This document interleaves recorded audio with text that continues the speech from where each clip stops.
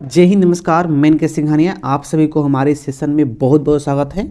और एक नया सेशन में स्टार्ट कर रहा हूं और इस सेशन में मैं आपको पढ़ाने वाला हूं एनटीपीसी में पूछे गए टॉप प्रश्न जो रीजनिंग का होगा। और इसमें सबसे अच्छी पॉइंट ये होगा कि सारे क्वेश्चंस को मैं डिस्कस में करने वाला हूं जो प्रश्न एनटीपीसी में पूछा गया है, और वह बहुत टॉप प्रश्न है जिससे आपका ज़िंदगी सुनसान भी होने वाला है दोस्तों।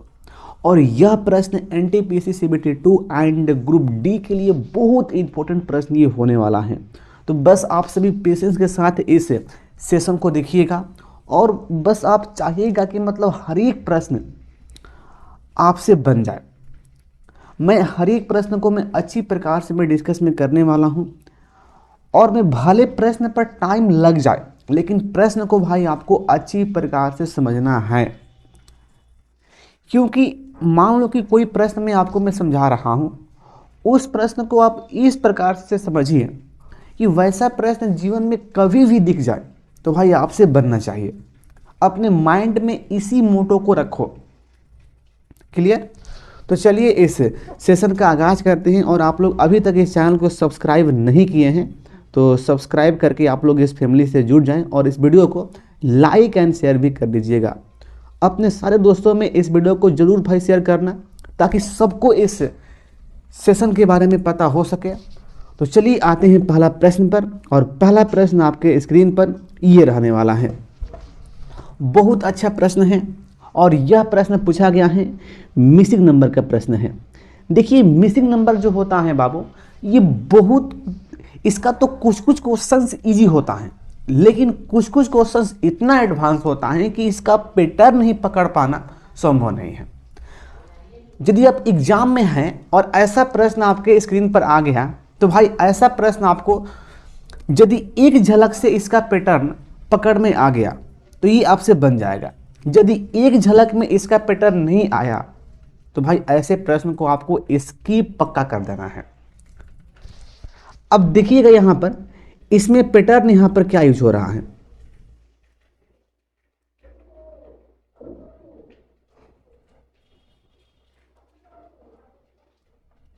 चलिए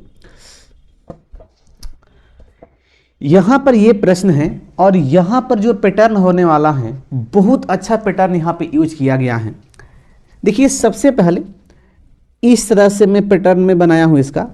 यहां पर 5 6 7 को आपको ऐड करना है। मैं यहाँ पे 5 + 6 + 7 को मैं ऐड किया तो देखिए ये 5 6 11 हो गया, 11 7 18 हो गया। 18 का आपको स्क्वायर करना है। 18 का स्क्वायर 324 होता है। अब इसमें क्या करना है, प्लस करना है 5 × 6, तब 5 × 6 30 हो गया तो 24 30, ये कितना हो गया भाई, तो ये हो गया। चाहे रुको नहीं, अब देखो 5 × 6 और इसमें 2 से आप यहाँ पे गुना कर लो तो देखो ये 30 दूनी का ये 60 हो गया ना। और देखो ये यहाँ पर ये 324 हो गया तो 324 और 60 कितना हो गया, 384 हो गया। देखिए यहाँ पर ये आया हुआ है। अभी आपको खुश नहीं होना है, अभी देखना है कि भाई इसमें पैटर्न क्या है, इस वाले में एकदम सेम पैटर्न है कि नहीं। उसी प्रकार से इसको मैं यहाँ पे मैं ऐड करता हूँ तो 4 + 5 + 6 का स्क्वायर करेंगे, प्लस यहाँ पर 4 × 5 करेंगे और गुन्ना यहाँ पे 2 से करना है। मेरे मुन्ना 2 से गुन्ना नहीं, यहाँ पे आपको गुन्ना करना है 1 से। आपको यहाँ पर गुन्ना करना है 1 से, यहाँ पर आपको गुन्ना करना है 1 से। अब भाई 1 से क्यों, देखिए इसमें 2 से हुआ है तो यहाँ पे आपको 1 से करना। क्लियर? अब देखो ये 4 5 20 हो गया, 20 में 1 से गुना, यहाँ पर ये 20 ही यहाँ पर आएगा। और देखो ये 5 4 9 और 9 6 15, 15 का स्क्वायर कितना होता है भाई, तो 15 का स्क्वायर 225 होता है। 225 से 20 245 आ गया। स्पष्ट? देखिए यहाँ पर दिया गया है। अब आना है इस वाले में। देखिए इस वाले में क्या करना है, यहाँ पर 3 + 4 + 5 कर लेंगे, इसको स्क्वायर करेंगे और प्लस यहाँ पर 3 × 4 करेंगे। अब देखो इसमें 2 से गुना हुआ है, इसमें 1 से हुआ है तो फिक्स है कि इसमें 0 से होगा। अब इसको मैं यहाँ पे ऐड करता हूँ तो 5 4 9 9 3 12 हुआ, 12 का स्क्वायर 144 होता है। अब देखो यहाँ पर ये जीरो आकर सबको यहाँ पर ये शून्य कर देगा, यानी कि 144 है जीरो, कितना आ गया 144 आ गया। तो स्पष्ट है कि इस वाट के स्थान पर 144 यहाँ पे आने वाला है। तो इस प्रकार से इस प्रश्न का इस पैटर्न के अनुसार 144 यहाँ पर राइट उत्तर होने वाला है। और देखिए यह दिया गया है ऑप्शन नंबर ए में। बहुत अच्छा प्रश्न है। अगला प्रश्न आपके स्क्रीन पर ये रहेगा और ये भी बहुत अच्छा प्रश्न है और ऐसे प्रश्न में भी बहुत बच्चे भाई फंसे होंगे। देखिए लैंग्वेज हल्का सा लंबा है, लेकिन आपको पेशेंस के साथ ऐसे प्रश्न को भाई करना होता है। ऐसा प्रश्न आने वाले exam NTPC CBT 2 and group D के लिए बहुत इंपॉर्टेंट है भाई, एकदम सेम प्रश्न छप सकता है। देखिएगा इसको मैं हटा दूं।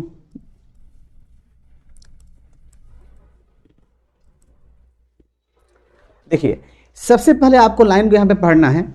यहां पर दिया गया है सराजू, पिंकी, तनीषा, ममता, 4 दोस्त हैं।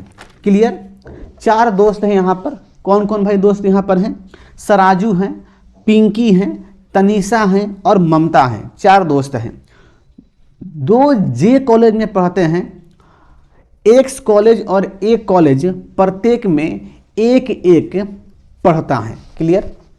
देखिए सबसे पहले यहाँ पर मुझे क्या फिक्स करना पड़ेगा, तो मुझे यहाँ पे फिक्स करना पड़ेगा दोस्त को और उसके बाद कॉलेज को। और देखिए आगे एक और पॉइंट यहाँ पर दिया गया है कि प्रत्येक एक विषय में निश्चित रूप से अच्छा है और एक पर्सन ऐसे हैं जो सभी विषय में अच्छा है, यानी कि हमें विषय को भी यहाँ पे फिक्स करना पड़ेगा। सबसे पहले मैं यहाँ पे फिक्स करता हूँ दोस्त को। देखिए यहाँ पर ये दोस्त हो गया, रुको ना, इसको मैं यहाँ पे मैं करता हूँ जी, ये दोस्त हो गए यहाँ पर ये। उसके बाद यहाँ पर कॉलेज और फिर यहाँ पर मैं करता हूँ गुड सब्जेक्ट। तो ये यहाँ पे इस प्रकार से हो गया। अब देखना इसके आगे। अब भाई दोस्त कौन कौन से हैं, तो देखिए दोस्त यहां पर एक हैं सरायू,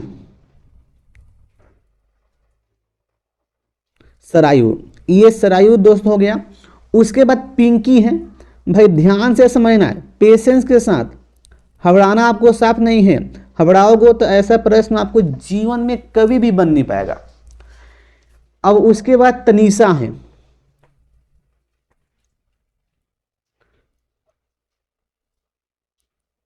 तनीषा हो गया ये। और उसके बाद नेक्स्ट ये ममता है। तो इस प्रकार से ये चारों दोस्त यहां पे फिक्स से हो गया।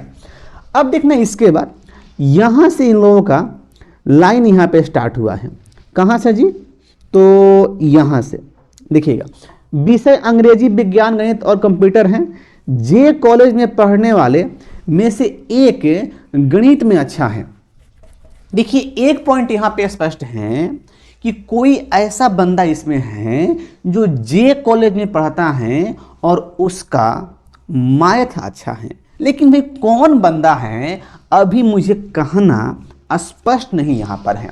अब देखिएगा इसके आगे यहां पे पढ़ना, और दूसरा सभी विषयों में, जबकि तनी से एक कॉलेज में पढ़ रही हैं। देखिए इसको पूरा को यहाँ पर इसी में फेंक दिया गया है। इसका मतलब ये हुआ कि भाई देखो जे कॉलेज में तो 2 पर्सन पढ़ते हैं, जिनमें से एक पर्सन ऐसे हैं जो मैथ में अच्छे हैं, लेकिन अगला जो पर्सन ऐसे हैं जो सभी विषय में अच्छे हैं, जबकि जो तनीषा है एक कॉलेज में पढ़ रही हैं। ये फिक्स लाइन है, तनीषा मैडम एक कॉलेज में पढ़ रही हैं। देखिए तनीषा यहाँ पर है तो मैं यहाँ पे मैं ए कर दिया, लेकिन इनका गुड सब्जेक्ट कौन है अभी ये कहना फिक्स नहीं है। अब जी आगे आना, पिंकी गणित में अच्छी हैं। देखिए जी यहां से फिक्स हो गया, पिंकी गणित में अच्छी हैं।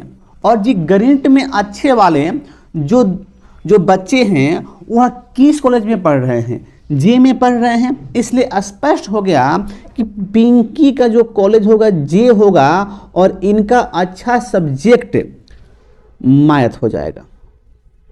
इस प्रकार से हो गया।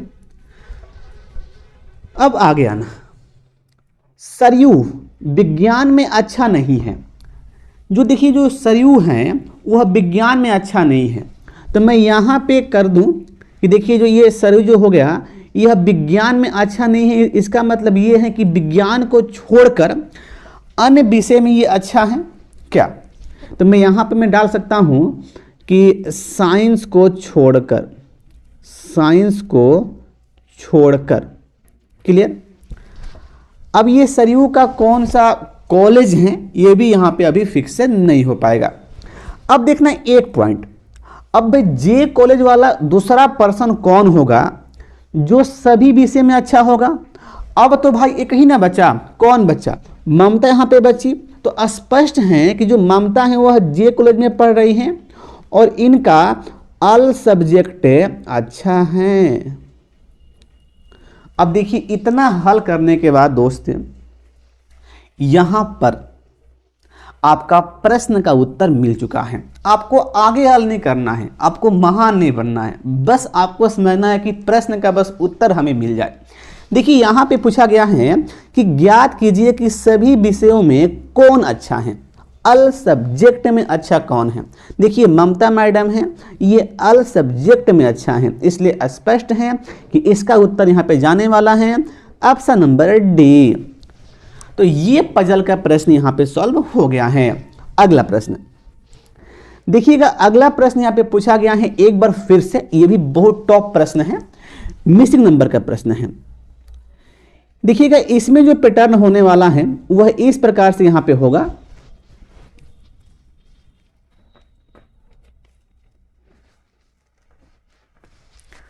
एकदम ध्यान से आपको यहां पे भाई समझना है इसको मैं क्या कर रहा हूं ना, देखिए इसको मैं वर्टिकल में यहां पे मैं कर रहा हूं ये इस प्रकार से।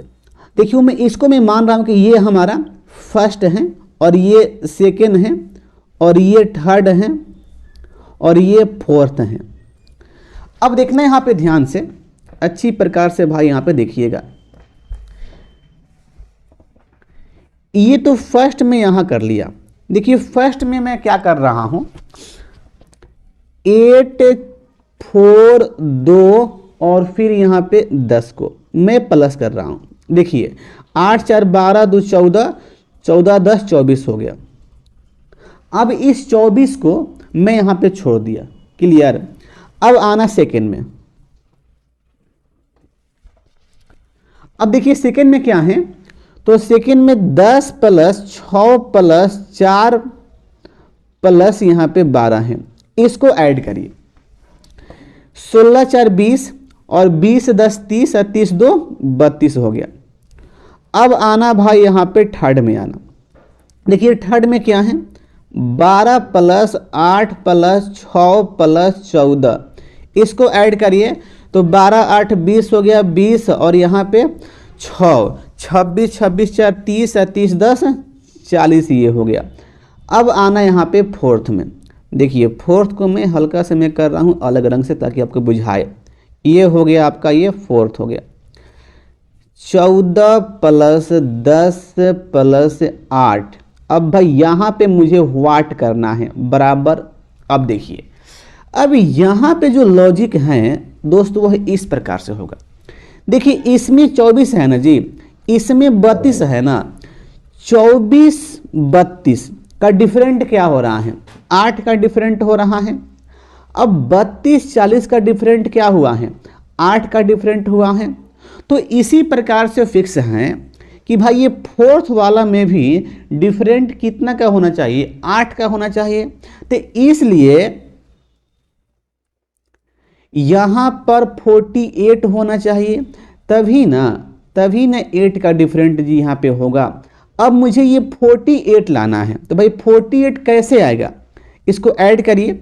14 10 24 हो गया, 24 8 32 हो गया। तो भाई यहां पर अब मैं क्या रखूं जिसको 32 में ऐड करने के बाद 48 आ जाए। सर जी यहाँ पे आप 16 यहाँ पे रखिए, देखिए 32 16 क्या हो गया, 48 हो गया।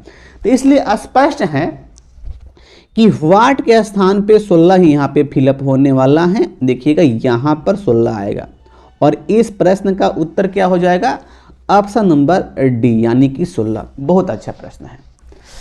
अगला प्रश्न देखिएगा, अगला प्रश्न है कि ये रैंकिंग का प्रश्न है और ये भी प्रश्न बहुत अच्छा प्रश्न है। देखिए इसमें क्या कहा गया है कि एक पंक्ति में दीप्ति और मोहन का स्थान क्रमशः बाईं ओर से 14वां और दाईं ओर से 9वां है। मैं मान लेता हूं कि ये लेफ्ट से इनका जो स्थान है दीप्ति का, ये दीप्ति मैडम है और इनका स्थान हो गया 14वां, और मोहन का राइट से, देखिए मोहन का जो राइट से जो स्थान है वह स्थान इनका हो जाएगा 9वां। ये हो गए मोहन। क्लियर। अब इसके आगे आना, यदि वे आपस में अपने स्थान बदल लेते हैं तो मोहन दाईं ओर से 21वां हो जाएगा, पर बाईं ओर से दीप्ति का स्थान और पंक्ति में कुल व्यक्तियों की संख्या आपको ज्ञात करना है। अब देखो जब ऐसा केस यहाँ पे होता है जी, तो ऐसे केस में दो केस यहाँ पे बन जाता है, एक तो ओवरलैपिंग का और एक नॉन ओवरलैपिंग का। अब देखिए एक यहाँ पे कंडीशन दिया गया है कि जब वह स्थान को अदला बदली करते हैं, देखिएगा यहाँ पर मोहन है तो मोहन यहाँ पे नहीं रहा, यहाँ पर दीप्ति आ गई, और यहाँ पे दीप्ति नहीं रही, यहाँ पे मोहन आ गया मोहन यहाँ पे। तो मोहन का स्थान क्या हुआ, मोहन का जो स्थान हो गया वह दाईं से 21वां हो गया, स्थान दाईं से 21वां हो गया। तो भाई यह स्थान कब यहाँ पे होगा, जब नॉन ओवरलैप का घटना होगा। यदि ओवरलैपिंग का घटना इसमें होगा तो यह पॉइंट का मुझे यहाँ पे कर पाना स्पष्ट नहीं हो पाएगा, इसलिए यहाँ पर नॉन ओवरलैपिंग वाला केस यहाँ पर बनेगा, जो इस प्रकार से यहाँ पे बन गया है, तभी ये प्रश्न सॉल्व हो पाने वाला है। अब देखिएगा यहाँ पर ये मोहन का स्थान राइट से यहाँ पर ये 21वां हो गया। अब मुझे पता करना है कि अब बाईं ओर से दीप्ति का स्थान और पंक्ति में कुल कितने व्यक्तियों की संख्या है। सबसे पहले मैं फाइंड करता हूं कि पंक्ति में कुल कितना व्यक्ति की संख्या है। अब देखिए एक कंसेप्ट आपको बचपन से ही पता है कि यदि कोई एक पर्सन का लेफ्ट और राइट से स्थान मिल जाए तो वैसे स्थिति में हम पता कर सकते हैं कि टोटल कितना पर्सन है। तो भाई आप इस प्रकार से आप यहाँ पे पता कर सकते हैं। अब देखिए यहाँ पर मोहन का लेफ्ट से 14वां स्थान मिल गया है और मोहन का राइट से 21वां स्थान मिल गया है। तो मैं यहाँ से टोटल में यहाँ पे निकालूं तो लेफ्ट प्लस राइट -1 होता है। अब देखिए टोटल बराबर क्या हो जाएगा, तो लेफ्ट यहाँ पर 14 है और राइट यहाँ पे 21 हो गया और -1 में यहाँ पे कर दिया, तो ये कितना हो गया, तो ये इसको मैं ऐड किया तो ये हो गया 34 सॉरी ये हो गया 35 में से 1 गया, ये आ गया 34। यानी कि टोटल इस पंक्ति में कितने व्यक्ति हैं, टोटल व्यक्ति इसमें 34 हैं। तो टोटल हमारा ये आ गया। लेकिन अब मुझे क्या फाइंड करना है कि बाईं ओर से दीप्ति का स्थान क्या होगा। देखिए दीप्ति का राइट से स्थान यहाँ पे दिया गया है, तो जी लेफ्ट से तो एकदम जुबान से फाइंड कर सकते हैं। तो आपको क्या करना है, टोटल में से 9 को माइनस करेंगे तो 34 में से 9 घटेगा तो भाई कितना बचेगा, 25 बचेगा। अब देखो जब 25 यहाँ पे बचेगा तो उसमें 1 प्लस कर देंगे तो 26 यहाँ पे हो जाएगा। लेफ्ट से दीप्ति का स्थान कितना 26 हो जाएगा। अब भाई कैसे, तो देखो यहाँ पर ऐसे, इसको मैं यहाँ पे मैं लिख देता हूँ ताकि आपको समझ में आ जाए। देखिए टोटल बराबर कितना होता है, लेफ्ट प्लस राइट -1 होता है। क्लियर। अब भाई देखिए हमें लेफ्ट यहाँ पे फाइंड करना है, तो भाई टोटल में r को माइनस करेंगे और देखिए 1 को प्लस करेंगे, तो टोटल 34 हैं। इसमें मुझे माइनस करना पड़ेगा 9 को और प्लस करना पड़ेगा 1 को। तो भाई लेफ्ट से कितना आ गया, देखिए ये 34 में से 9 गया, 25 25 1 26 आ गया। तो इस प्रकार से 26 से लेफ्ट से दीप्ति का स्थान हो गया और 34 इसमें टोटल पर्सन इसमें हो गए। तो यही यहाँ पे उत्तर होने वाला है। और देखिए यह दिया गया है ऑप्शन नंबर बी में। अगला प्रश्न देखिए पूछा गया है, ये सीटिंग अरेंजमेंट का प्रश्न है, बहुत अच्छा प्रश्न है, ध्यान से भाई इसको देखिएगा। दोस्तों का एक समूह इस प्रकार की व्यवस्था में बैठा है कि उनमें से प्रत्येक एक अष्टभुज के एक कोने पर बैठा है, सभी केंद्र की ओर मुंह करके बैठे हैं। अब देखो भाई यहाँ पे आपको सबसे पहले अष्टभुज यहाँ पे बनाना पड़ेगा। अब देखना अष्टभुज 1 2 3 4, 2 2 4 2 6 2 8। अब देखिए ये 1 हो गया और ये 2 हो गया, 3 हो गया, 4 हो गया, 5 हो गया और 6 हो गया, 7 हो गया, ये 8 हो गया। देखो ये हमारा बन गया, अष्टभुज बन गया। क्लियर, देखिए 1 2 3 4 5 6 7 8। ओके, अब इसमें सभी पर्सन का जो फेस है सेंट्रल की ओर है, तो कंफर्म है कि यहां पर ये इस प्रकार से हो जाएगा।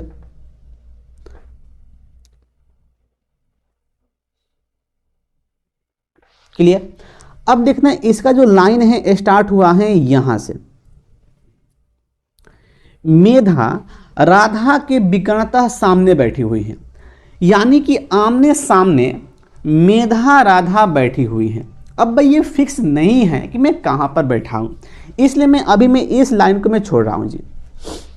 अब जी आगे देखना, मेधा जो है सीमा के बाईं ओर बैठी हैं, ये फिक्स लाइन है। मैं मान लेता हूं कि मेधा मैडम यहां पर है, ये जो मेधा है सीमा के बाईं ओर, यानी कि सीमा मैडम यहां पे हो गई। देखिए सीमा के ये हो गई, बाईं ओर हो गई। अब भाई मेधा के सामने कौन बैठी हुई है, राधा बैठी हुई है। देखिए ये पॉइंट, तो यहां पर राधा हो जाएगी। स्पष्ट, कोई दिक्कत नहीं, आगे आना। रमन सीमा के बगल में, रमन जो है सीमा के बगल में है, तो यहां से ये भी फिक्स है कि यदि सीमा मैडम यहां पे बैठी हुई हैं तो जो रमन हो जाएगा, रमन यहां पे हो जाएगा, कोई दिक्कत। अब उसके बाद और गोविंद के सामने बैठा है, और मतलब क्या, फर्स्ट पर्सन, यानी कि रमन के सामने, जो रमन है वह गोविंद के सामने है। जब रमन यहां पे हो गया तो गोविंद यहां पे हो जाएगा। देखिए रमन के सामने गोविंद हो गया। क्लियर। उसके बाद गोविंद चंद्रा के दाईं ओर बैठा है। देखिए ये जो गोविंद है चंद्रा के दाईं ओर, तो यहां से स्पष्ट ये भी हुआ कि इस पॉइंट पे चंद्रा मैडम हो जाएगी। क्लियर। शांति मेधा के दाईं ओर नहीं बैठी है। देखिए मेधा यहां पर है, मेधा के दाईं ओर शांति नहीं बैठी है, अर्थात जो शांति मैडम है वह मेधा के बाईं ओर बैठी है। तो यहां पर मान लो कि यहां पर शांति मैडम यहां पे हो गई। अब आगे आना भाई, किंतु शशि के सामने बैठी हैं, किंतु परंतु फर्स्ट पर्सन के लिए। देखिए जो शांति है शशि के सामने, शांति जब यहां पे हो गई तो शशि मेरा भाई यहां पर हो जाएगा। स्पष्ट हो गया। तो सभी पर्सन इसमें बैठ गया। अब देखिए यहां पे प्रश्न में क्या पूछा गया है कि चंदा के सामने कौन बैठा है, चंदा के सामने कौन बैठा है। देखिए चंदा यहां पर है और इनके सामने कौन बैठा है। देखिए इनके सामने ये सीमा बैठी है। तो यहां से स्पष्ट ये हुआ कि इस प्रश्न का जो उत्तर आने वाला है सीमा आ जाएगा। देखिए सीमा दिया गया है ऑप्शन नंबर बी में। अगला प्रश्न, अगला प्रश्न ये भी डायरेक्शन का बहुत अच्छा प्रश्न है और इसको पेशेंस के साथ भाई आपको यहाँ पे हल करना है। इसको हल करिए और बताइए कि इसका उत्तर क्या आने वाला है। बहुत अच्छा प्रश्न है, देखते हैं इस प्रश्न को। देखिएगा, ये प्रश्न यहाँ पे दिया गया है कि दो बसें एक मुख्य सड़क पर 185 किलोमीटर की दूरी पर स्थित दो बिंदुओं से एक दूसरे की ओर चलना शुरू करती हैं। अब देखिए, दो बसें हैं, एक सड़क है, उस सड़क का जो डिस्टेंस है 185 किलोमीटर है। मैं मान लेता हूं कि एक बिंदु यह है और एक बिंदु यह है। अच्छी प्रकार से भाई समझना, एकदम ध्यान से। यह ए बिंदु है और यह बी बिंदु है। क्लियर। अब यहां से यहां तक का जो डिस्टेंस है 185 किलोमीटर है। हल्का सा मुझे इसको छोटा करना पड़ेगा। ये इतना हो गया, अब आ गया ना। अब देखिए, इसके बाद यहां पे क्या कहा गया है, यहां से लाइन स्टार्ट हुआ है। पहली बस 35 किलोमीटर चलने के बाद बाईं ओर मुड़ती है। देखिए, यहां से पहली बस स्टार्ट हुई, धक्का धक्का धक्का धक्का धक्का, देखो यहां पर आ गई। 35 किलोमीटर ये चली यहां से, इसके बाद बाईं मुड़ गई, नहीं बाईं नहीं, दाईं ओर मुड़ती है। दाईं ओर मतलब क्या, क्लॉकवाइज, यानी कि देखो ये नीचे मुड़ गई। क्लियर। और 17 किलोमीटर चलती हैं। देखिए, यहां से नीचे मुड़कर यह 17 किलोमीटर, डिस्टेंस 17। स्पष्ट। जैसे ही यहां पर आई, उसके बाद यह बाईं ओर मुड़ती है, यानी कि एंटी क्लॉकवाइज इस दिशा में मुड़ती है और 42 किलोमीटर आगे चलती। देखिए, यहां से चल गई 42 किलोमीटर। ओके।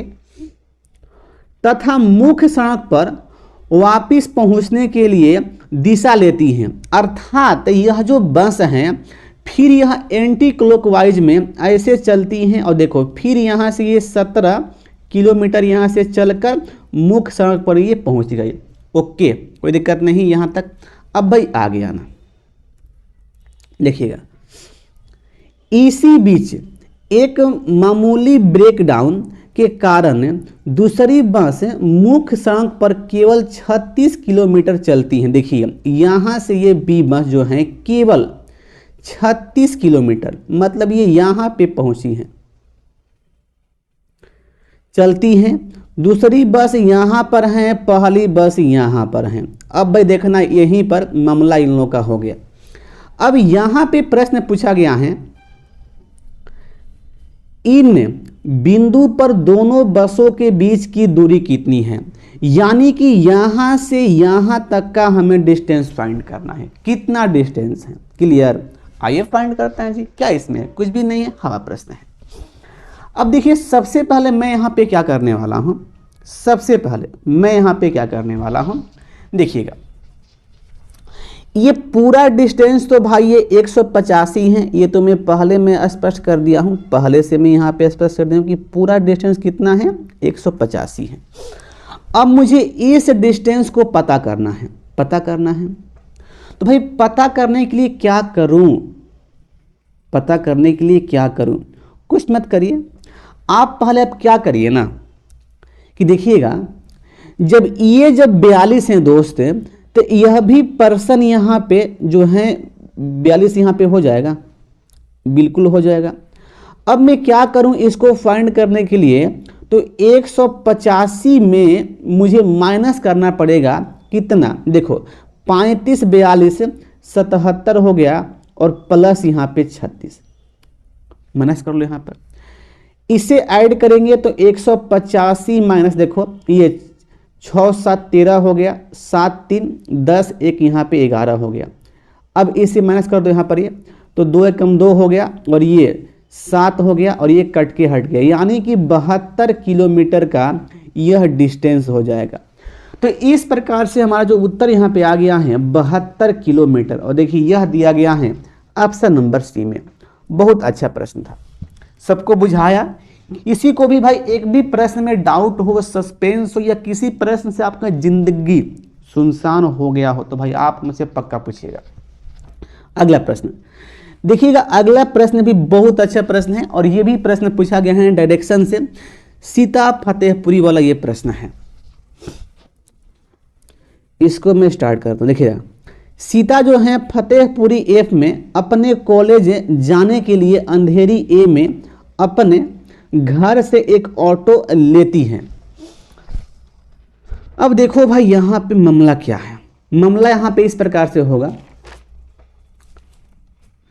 मैं मान लेता हूँ, रुको हल्का सा मुझे इस प्रश्न को भाई छोटा करना पड़ेगा, क्योंकि स्पेस यहाँ पे इतना हो नहीं पाएगा। 1 मिनट बस रुक जाना, हल्का सा मैं इसको छोटा कर दूं।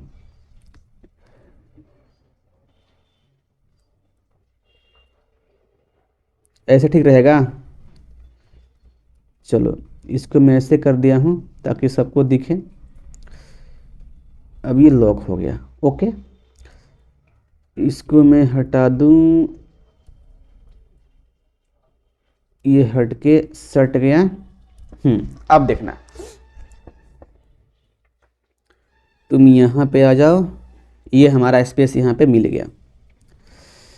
देखिए, सीता जो है फतेहपुरी एफ में अपने कॉलेज जाने के लिए अंधेरी ए में अपने घर से एक ऑटो लेती हैं। देखिए, मैं मान लेता हूँ कि सीता के फतेहपुरी में अपने कॉलेज जाना है, और भाई उसका घर कहाँ है? अंधेरी में है। देखो, यह जो है ए पॉइंट है, ए मतलब अंधेरी हो गया, और यह जो है एफ पॉइंट है, एफ मतलब यह फतेहपुर हो गया, और यहाँ पर कॉलेज है, यहाँ पर उनको भाई नॉलेज करना है, और यहाँ पर उनका घर है। ओके, अब आना, इसका डिस्टेंस यहाँ पे एकदम सोझ है जी, एकदम सोझ रास्ता, ऐसे जा सकती हैं, कोई दिक्कत नहीं है। अब आगे, सीधे कॉलेज जाने वाली सीधी सड़क पर जाने के बजाय जहां पर कोई मोड़ नहीं था, मतलब एकदम सोझ रास्ता था, ऑटो चालक 10 किलोमीटर बाद मुड़ता है और 15 पॉइंट पी चौराहे से दाहिनी ओर मुड़ता है। अब देखना यहां पर क्या हुआ ना, ऑटो तो भाई यहां पर एकदम इसको बैठा दिया अपने ऑटो में सीता को, और यहां से स्टार्ट कर दिया, और स्टार्ट करके फट फट फट फट फट फट यहां पे आ गया। अब देखो यहां पर ये जस आया, ऑटो बोला, यो मैडम जी हम सोच नहीं चलेंगे, हम आपको घुमा घुमा के पहुंचाएंगे। तो यह पॉइंट था 15 पॉइंट था, यहां से ये घूम गया, तो भाई ये डिस्टेंस कितना तय किया था? देखिए दिया गया है 10 किलोमीटर, ये घूम गया और यहां से घूमा किस डायरेक्शन में? देखिए बोला गया है दाहिनी ओर, यानी कि क्लॉकवाइज में नीचे आया। देखिए नीचे घूम कर ये 8 चला, ये 8 चला, क्लियर।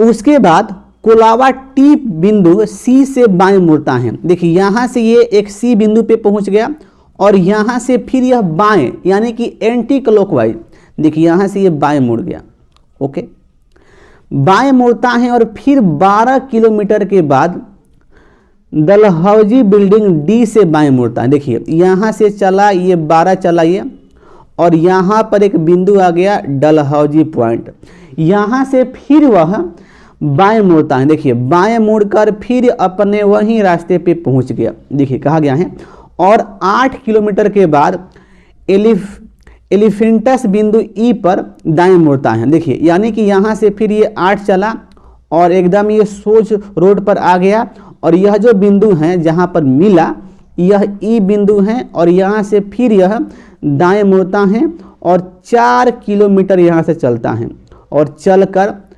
फतेहपुर कॉलेज में पहुँच गया। देखिए कहा गया यहाँ पर ये कि 4 किलोमीटर दूरी को तय करने के बाद फतेहपुर तक पहुँचता है। तो ये यहां पे भाई मामला यहां पर हुआ। अब देखना, यदि ऑटो, हल्का सा मैं कलर को मैं चेंज कर दूं, यदि ऑटो चालक ने सीधा रास्ता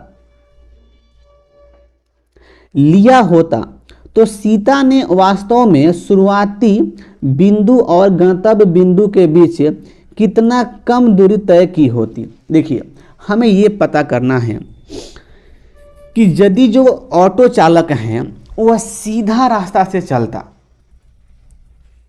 तो कितना डिस्टेंस वह कम तय करता, हमें यह पता करना है। देखो, सबसे पहले मतलब देखो, ये यहीं से जी यहाँ पे घुमा हुआ है, यहीं से घुमा हुआ है और यहाँ पे पहुँचा हुआ है। देखो, यहाँ से यहाँ तक तो एकदम सोज है और यहाँ से यहाँ तक भी यहाँ पे पूरा सोज है। बस हमें इसी को देखना है, तो कर लो। यहाँ पे देखो, जब ये 12 है तो यहाँ से यहाँ तक का डिस्टेंस क्या होगा, 12 होगा। स्पष्ट है, कोई दिक्कत नहीं है। अब देखो, यह कितना उल्टा पुल्टा डायरेक्शन यहाँ पे ये चला है, 8 8 16 चला है, यही ना, 8 8 क्या चला है, 16 चला है। और यहाँ पर 12, 16 12 28, यानी कि देखो ये तो भाई 28 यह एक्स्ट्रा चल गया है। इसको चलना था 12, लेकिन कितना चल गया, 28 चल गया। तो 28 में से 12 जब मैं माइनस करूं तो मैं यहाँ से 16 में पता कर लेता हूं कि 16 ऐसा डिस्टेंस है जो वह उल्टा पुल्टा नहीं चलता, तो 16 किलोमीटर का डिस्टेंस उसे कम तय करना पड़ता, मतलब एकदम सोच चलता। तो अब देखिए, यहाँ पे हमें वही पता करना है कि शुरुआती बिंदु और गंतव्य बिंदु के बीच कितनी कम दूरी तय की होती, यानी कि 16 किलोमीटर का डिस्टेंस कम तय करना होता। और देखिए, यह दिया गया है ऑप्शन नंबर यहाँ पे सी में। अगला प्रश्न देखिएगा, अगला प्रश्न यहाँ पे पूछा गया है। ये प्रश्न कथन एंड निष्कर्ष का प्रश्न है और यहाँ पे कथन इस प्रकार से है। लेक्चर के पद के लिए आवेदन करने के लिए नीट पास करना अनिवार्य है। देखिए, कथन में कहा गया कि लेक्चर के पद के लिए आवेदन करने के लिए नीट एग्जाम जो है पास करना अनिवार्य है। यहाँ पे दिया गया है ऑप्शन के बेस पर 4 निष्कर्ष, आपको बताना है कि कौन सा निष्कर्ष सही है। देखिएगा, निष्कर्ष नंबर 1, ये 1 है। कॉलेज में शिक्षण के लिए नीट एक वांछनीय योग्यता है। देखो भाई, कथन में कहीं पर नहीं कहा गया है कि जो नीट है एक वांछनीय योग्यता है, मतलब यह शिक्षण के लिए छानने वाला योग्यता है, इसी से छानकर जो निकलेगा वह नीट का एग्जाम देगा। ऐसा कोई बात यहाँ पर मेंशन नहीं है, इसलिए भाई ये क्या हुआ, ये रॉन्ग यहाँ पे हो गया। नंबर बी देखना, नीट लोगों को बेहतर शिक्षक बनने में मदद करता है। भाई कहाँ पर कहा गया कि जो नीट है वह लोगों को बेहतर टीचर बनने में हेल्प करता है, कहीं पर कथन में मेंशन नहीं और ना ही कथन के अकॉर्डिंग मैं कह सकता हूं, इसलिए ये भी रॉन्ग यहाँ पे हो गया। अब नंबर सी आना, नीट पढ़ाने में लाभ पहुंचाता है। अब भाई कहाँ पर मेंशन है, ये भी यहाँ पे रॉन्ग यहाँ पे हो गया। अब देखिए डी यहाँ पे आइएगा, केवल नीट पास करने वाले ही कॉलेज में शिक्षण के लिए अर्हता प्राप्त करते हैं। देखिए बिल्कुल कथन के अकॉर्डिंग मैं कह सकता हूं इस निष्कर्ष को कि केवल नीट पास करने वाले ही कॉलेज में शिक्षण के लिए अर्हता प्राप्त करते हैं, मतलब शिक्षण कर सकते हैं जो नीट पास करेगा वही। तो यह जो निष्कर्ष हुआ कथन के अकॉर्डिंग दिया गया, इसलिए ये सही हो गया। देखिए कथन एंड निष्कर्ष वाले प्रश्न में, स्टेटमेंट एंड कंक्लूजन वाला में बहुत बच्चे फंस जाते हैं। इसके लिए मैं बहुत जल्द स्पेशल क्लास में स्टार्ट करने वाला हूं मास्टर वीडियो के साथ। 2 घंटे का 3 घंटे का वीडियो होगा, हल्का सा आप वेट कर लीजिएगा। मैं चाहूँगा कि जितना स्टेटमेंट वाला टॉपिक है, स्टेटमेंट कंक्लूजन हो गया, एजप्शन हो गया, आर्गुमेंट हो गया, पूरा सबको मैं एंड करूँगा। बहुत जल्द मेरा वे क्लास स्टार्ट होने वाला है। तो इस प्रकार से इस प्रश्न का जो यहाँ पे उत्तर होने वाला है ऑप्शन यहाँ पे डी हो जाएगा। अगला प्रश्न देखिएगा, अगला प्रश्न ये भी अच्छा प्रश्न है, इसको भी यहाँ पे ध्यान से आप लोग यहाँ पे देखिएगा। 7 chocolate A B C D E F और जी 40 रुपया और 50 रुपये के बीच भिन्न भिन्न मूल्य पर 40 और 50 को छोड़कर खरीदे गए हैं। अब भाई यहां पे देखना, लेकिन उनका इसी क्रम में होना आवश्यक नहीं है। अब देखिए यहां पर 7 टॉफी हैं और उनका मूल्य है, लेकिन भाई मूल्य कहां से कहां तक है? 40 से लेके 50 के बीच, यानी कि 40 और 50 को आपको इसमें इंक्लूड नहीं करना है। तो भाई इसमें मूल्य क्या क्या हो सकता है? देखिए इसमें आपको फिक्स करना पड़ेगा मूल्य को। तो मैं यहां पे बनाता हूं, देखिएगा यह रेट हो गया और यह हो गया चॉकलेट टॉफी। क्लियर? रेट इस प्रकार से, टॉफी इस प्रकार से। रेट क्या क्या हो सकता है? 40 को इंक्लूड नहीं करना है, यानी कि 41 हो सकता है, 42 हो सकता है, 43 हो सकता है। अब देखना अंतिम में एक लाइन दिया गया है कि किसी भी चॉकलेट का मूल्य 44 रुपया नहीं है, अर्थात 44 को भी इंक्लूड नहीं करना है। यानी कि मेरा यहां पर अब 45 हो जाएगा, अब 46 हो जाएगा, 47 हो जाएगा, 48 और फिर अंतिम में 49 हो जाएगा। तो इस प्रकार से इस चॉकलेट का मूल्य हो जाएगा। लेकिन अब भाई कौन कौन चॉकलेट का कौन कौन मूल्य है, इसको आपको अब यहाँ पे फिक्स करना पड़ेगा। देखिएगा इसका लाइन स्टार्ट हुआ है यहाँ से देखिएगा। चॉकलेट सी का मूल्य चॉकलेट ई के मूल्य से 5 रुपये कम है। चॉकलेट सी का मूल्य चॉकलेट ई के मूल्य से 5 रुपये कम है। अच्छा मान लो कि मैं मानता हूं कि चॉकलेट सी का मूल्य यदि 41 रुपया होता है, तो भाई चॉकलेट ई का मूल्य कितना हो सकता है? 46 हो सकता है। क्या स्पष्ट है? 46 से 5 कम होता है, 41 होता है। लेकिन यदि चॉकलेट सी का मूल्य 42 होता है, तो ई का मूल्य 47 हो जाएगा। हो सकता है कि भाई नहीं हो सकता है? हो सकता है, बिल्कुल हो सकता है, बिल्कुल। लेकिन मैं यहां पे मैं फिक्स करता हूं इसी मूल्य को, 41 और 46 को। देखता हूं बाद में ये क्या होता है। अब आ गया ना, चॉकलेट ए का मूल्य एक अभाज्य संख्या है। जी चॉकलेट ए का जो मूल्य है ना, वह एक प्राइम नंबर है। अब भाई इसमें प्राइम नंबर इसमें कौन कौन हो सकता है? देखिए सी तो हमारा फिक्स हो गया है 41 के लिए, तो यहाँ पे प्राइम नंबर 43 एक है और एक प्राइम नंबर यहाँ पर ये 47 है।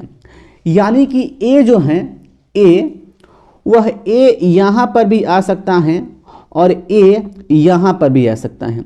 यह भी कहना अभी फिक्स नहीं है। मैं इसको अभी मैं ऐसे में यहाँ पे छोड़ रहा हूँ। अब आ गया ना जी, चॉकलेट एफ का मूल्य चॉकलेट ए के मूल्य से 2 रुपये अधिक है। अच्छा मान लीजिए चॉकलेट ए का मूल्य 43 है, तो भाई एफ का मूल्य कितना होना चाहिए? 43 है, तो एफ का मूल्य 45 होना चाहिए। क्या स्पष्ट है? स्पष्ट है कि नहीं बताना पहले भाई? बिल्कुल। यदि ए का मूल्य 47 हो, तो भाई एफ का मूल्य कितना होना चाहिए? 49 होना चाहिए। ये भी हो सकता है। एफ को मैं मान लो कि मैं यहाँ पे बैठा दूँ और एफ को मैं यहाँ पे बैठा दूँ। अभी ये फिक्स लाइन नहीं है, अभी यहाँ पर है। आगे आना। अब देखिएगा चॉकलेट एफ का मूल्य जो है चॉकलेट ई के मूल्य से अधिक है। अब देखिए यहाँ से ये स्पष्ट हो जाएगा, चॉकलेट एफ का मूल्य चॉकलेट ई से अधिक है, देखिए ई हमारा यहाँ पे फिक्स हुआ है, तो एफ तो भाई यह नहीं होगा, स्पष्ट है। जब यह नहीं होगा तो भाई एफ क्या होगा, ए होगा। जब यहाँ पर ये फिक्स हो गया तो ए हमारा यहाँ पर होगा, ए यहाँ पे हमारा नहीं होगा, इसलिए ए यहाँ पे हट गया और एफ भी हमारे यहाँ पे हट गया। मैं हटा देता हूँ।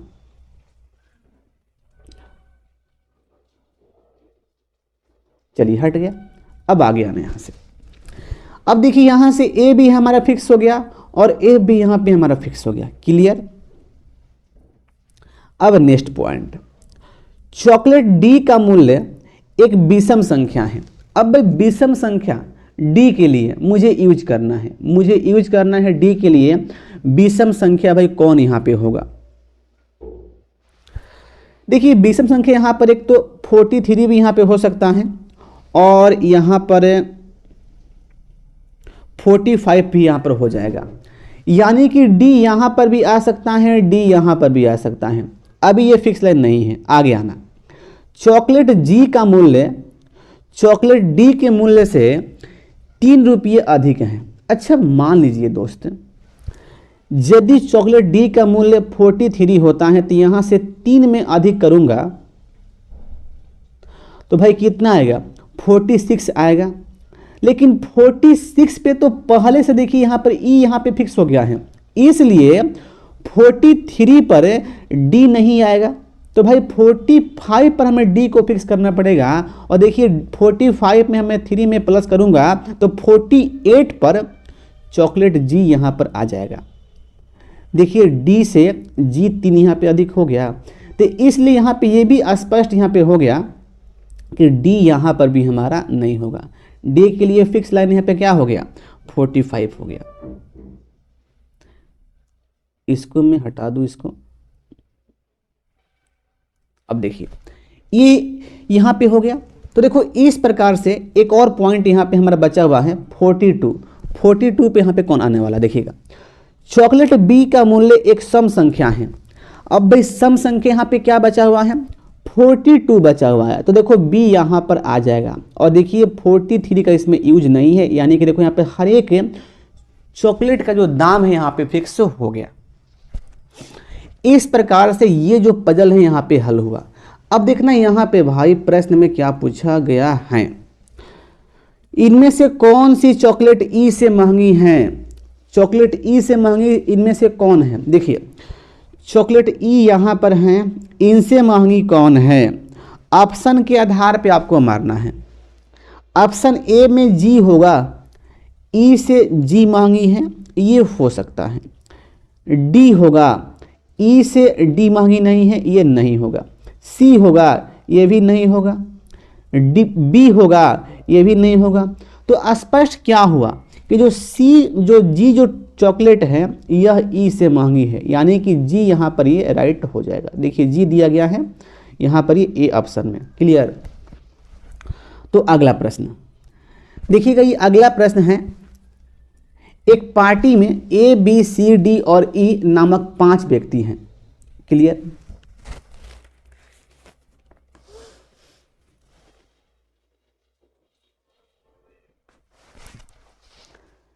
जिनमें 2 युगल हैं, मतलब 2 जो कपल हैं उनका शादी ब्याह हो गया है।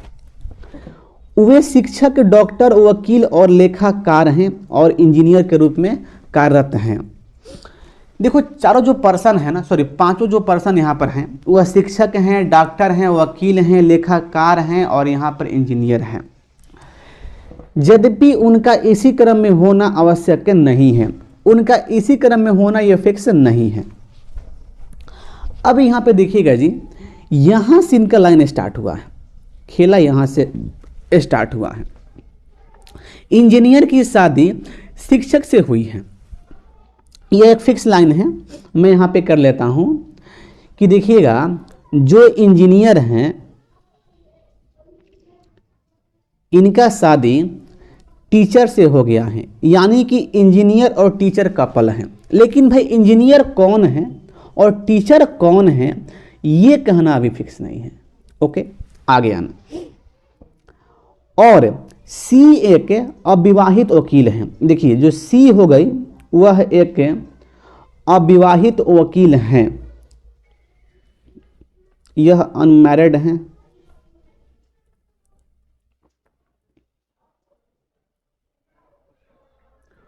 और यह वकील हैं।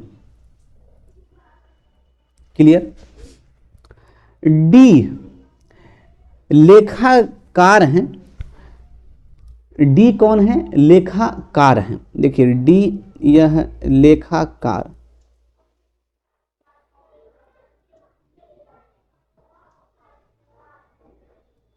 लेखाकार। शिक्षक बी एक महिला है। देखिए शिक्षक कौन हुई? बी हुई, यानी कि एगो टीचर बी हो गई, बी एक महिला हो गई, तो जो इंजीनियर होगा वह भाई क्या होगा? मेल होगा। अब ये कौन है अभी कहना फिक्स नहीं है। जिसकी महिला मित्र लेखाकार हैं, यानी कि डी भी यहाँ पे क्या हो गई? ये भी महिला हो गई। देखिए जब ये महिला हुई, इसका मतलब यह है कि जब एक कपल यहाँ पे मिल गया और सी तो भाई यहाँ पे अनमैरिड हैं, तो कपल कौन बनेगा? ये डी बनेगी, यानी कि डी का शादी किसी से हुआ है। अब वह कौन है अभी कहना फिक्स नहीं है, लेकिन एक यहाँ पे पेशा वाला बचा है जो डॉक्टर हैं, वही डॉक्टर लेखाकार से शादी किया होगा। तो देखिए स्पष्ट यहाँ पर है कि ये डॉक्टर हैं, डॉक्टर हैं, लेकिन कौन है? अब देखिए दो पर्सन यहाँ पे बच गया है, एक ए और एक ई, दो बचा हुआ है ए और ई। इंजीनियर भी यहाँ पे फिक्स नहीं हुआ है और ना ही डॉक्टर यहाँ पे फिक्स हुआ है, तो इसलिए आइदर में यहाँ पे हो जाएगा। इंजीनियर भी ए या ई हो सकता है, डॉक्टर भी ए या ई हो सकता है, आइदर में। स्पष्ट। अब देखना यहाँ पे प्रश्न में क्या पूछा गया है जी। ज्ञात कीजिए कि इनमें से कौन सा कथन संभवतः सत्य है, ये बताना है आपको। पॉसिबिलिटी में सत्य है। ऑप्शन ए, डी एक पुरुष हैं। देखिए डी तो भाई एक फीमेल है, ये तो रॉन्ग हो गया। देखिए बी यहाँ पर ई शिक्षक हैं, ये बी क्या है? बी जो है ई शिक्षक हैं। देखो ई यहाँ पर टीचर नहीं है, ये भी रॉन्ग यहाँ पे हो गया। अब देखिए यहाँ पर सी, बी डॉक्टर है, बी टीचर है, ये भी नहीं होगा। अब देखिए यहाँ पर डी, ए इंजीनियर है। देखो आइदर में ए क्या है? इंजीनियर है, इसलिए ए इंजीनियर यहाँ पे हो सकता है पॉसिबिलिटी में, इसलिए ये हमारा सही हो गया ऑप्शन डी। तो इस प्रकार से ये पजल भी यहाँ पे मैं हल कर दिया हूँ। आपको देखो बाबू किसी भी प्रश्न में डाउट हो या जिंदगी किसी प्रश्न से सुनसान हुआ हो तो आप हमसे डायरेक्ट पूछिएगा। तो बस मैं इस सेशन को, हमारा प्रश्न भी यहाँ पे अब एंड हो गया है, ठीक है ना। बस मैं इस सेशन को मैं यहीं पे एंड करता हूँ, फिर मिलता हूँ अगले सेशन में। और मैं इस सीरीज को डेली में लेकर आऊँगा, डेली इसका वीडियो आएगा और कुछ टाइम के बाद चैप्टर वाइज भी मैं क्लास में स्टार्ट करने वाला हूँ। बस आप सभी का ऐसा ही सपोर्ट बना रहे और इस वीडियो को भाई शेयर जरूर करिएगा अपने दोस्तों में। तो बस जय हिंद, वंदे मातरम। फिर मिलते हैं अगले सेशन में।